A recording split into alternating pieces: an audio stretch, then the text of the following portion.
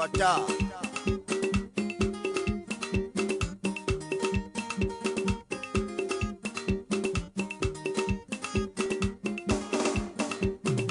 Ale mama isawale, sawale, sawale, sawale. Ale mama isawale, sawale, sawale.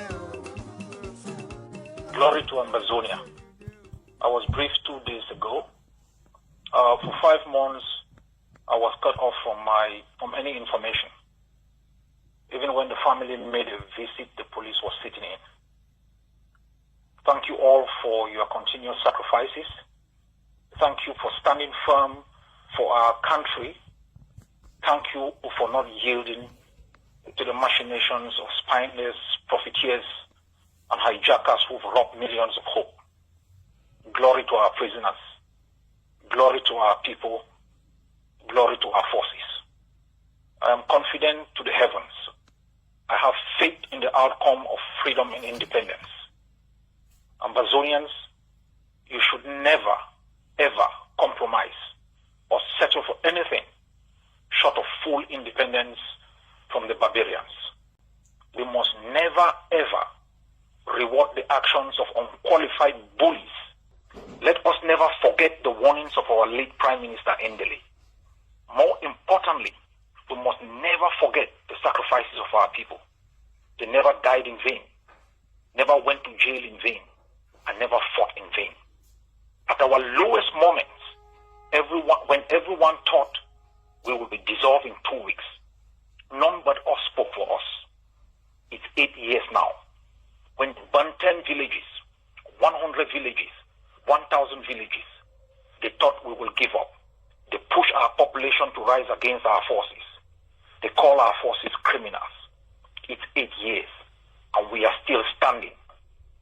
It takes hard work, my people, an enormous sacrifice, perseverance to succeed even in the smallest human endeavors.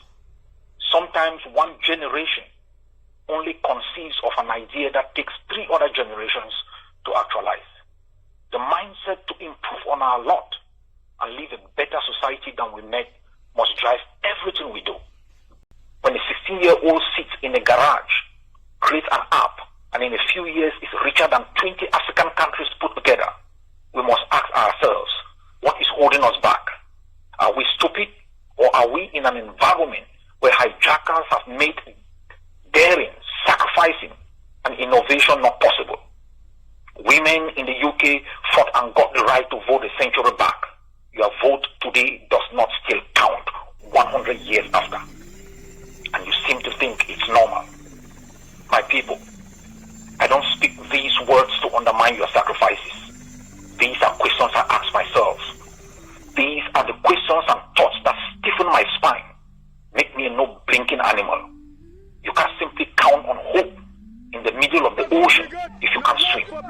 You can leap from the top of the mountain, and on your way down you hope you can fly. Our country has been hijacked, our continent unleashed, and our race marked. It will take a different mindset for us to gain 1 inch and keep it. We must develop the mindset of the men and women who landed on the beaches of Normandy, step by step, brick by brick, over the dead bodies of the fallen. They refused to retreat or blink. They had set their eyes on an enemy whose defeat was necessary for the survival of the human race. They knew it may require their lives, and they did it anyway. When tyrants rule by terror and subdue men and women of honor to surrender, abdicate their responsibility and give up on the assumption that tyranny yields to reason, good faith shows compassion in the face of pain. When diplomats with the abundance of experience and history on their trail appease tyranny and succumb to blackmail as though Chamberlain's lesson is extinct. When profiteers of genocide, aggression, alien rule enable and collaborate with the loot and a system of utter brutality with the hope that our defeat will usher them power, lest they forget Petain and Quisling. I remind all that history is a valuable lesson that has stood the test of time. Ambazonians rose, and no force exists that will bring it down.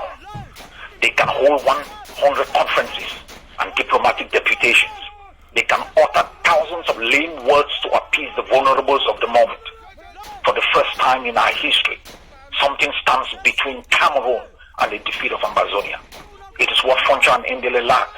It is what John Fundi lacked. It is what we lacked in 1995. It is the Ambazonian forces.